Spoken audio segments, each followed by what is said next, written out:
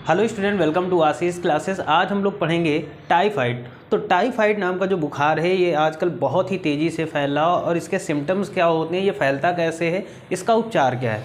तो सबसे पहले हम बात कर लेते हैं टाइफाइड बुखार की। तो टाइफाइड जो बुखार होता है वो साल्मोनेमा टाइफी नामक बैक्टीरिया से फैलता है।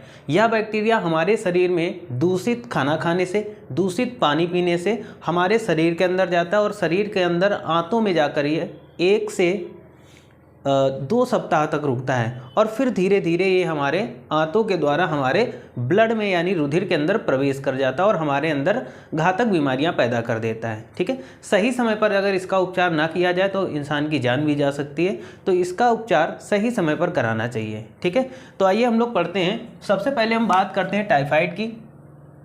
तो टाइफाइड साल्मोनेमा टाइफी नाम का ये एक बैक्टीरिया होता है से फैलने वाली एक गंभीर बीमारी है। ठीक है, तो कौन सा बैक्टीरिया होता है? साल्मोनेमा टाइफी बैक्टीरिया।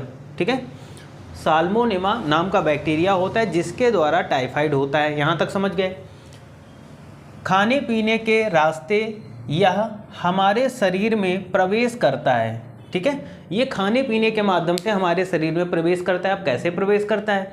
तो जैसे आपने दूषित पानी पी लिया, दूषित पानी का मतलब ऐसा पानी, गंदा पानी जिसमें साल्मोनेमा टाइफी नाम का बैक्टीरिया है, अगर उस पानी को आपने पी लिया तो उसके माध्यम से ये हमारे शरीर में पहुंच जाता है। या फिर आपने दूषित खाना खा लिया, ठीक है, तो इन सभी माध्यम से ये हमारे खाने पीने के रास्ते से शरीर के अंदर प्रवेश करता है।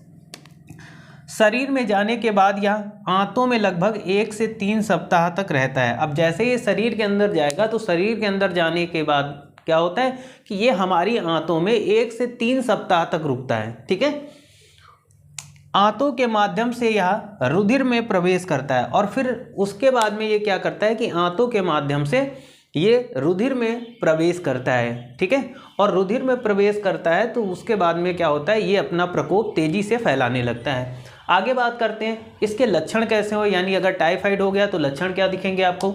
तो ऐसा व्यक्ति जिसको टाइफाइड हो गया तो उसमें लक्षण दिखेंगे। पहला पॉइंट होगा ठंड का लगना, यानी ऐसे व्यक्ति में ठंडी लगेगी, यानी ठंड लगेगी उसको। ठीक है, दूसरा क्या होगा, पेट में दर्द का होना। तो टाइफाइड होने पर पेट में दर्द हो सकता है। कब्ज का होना, डायरिया होना, तेज बुखार, सिर दर्द, थकान सी महसूस होना, कमजोरी आना। तो ये सारे लक्षण हैं हमारे किसके? टाइफाइड के। शरीर में दर्द और भूख में कमी आना, तो ये सारे लक्षण हमारे टाइफाइड के हैं। ठीक है, टाइफाइड से बचने के लिए आप अपने आसपास साफ सफाई रखें, शुद्ध जल पिएं, शुद्ध खाना खाएं, जिससे आपके शरीर के अंदर जो साल्मोनेमा नाम का बैक्टीरिया है ये ना जा पाए। ठीक है, इसके उपचार की बात कर लेते हैं। तो इसका उपचार आप डॉक्टर से मिले, उन्हीं से कराएं। लेकिन बेसिकली ये 2 मेडिसिन ऐसी हैं जो डॉक्टर आपको सजेस्ट करते हैं। ठीक है, यानी टाइफाइड होने पर आप अपने डॉक्टर से मिलें। ठीक है, उसमें 2 टैबलेट का यूज़ किया जाता है। नंबर 1 सिप्रोफ्लैक्सिन। ठीक है, सिप्रोफ्लैक्सिन और सेफ्टिएक्सोन। ठीक है, ये 2 टैबलेट आपको टाइफाइड होने पर डॉक्टर के द्वारा दी जाती हैं। ठीक है, तो ये टाइफाइड था हमारा। टाइफाइड के बारे में हमने जाना, छोटा सा टॉपिक था लेकिन इंपॉर्टेंट टॉपिक था।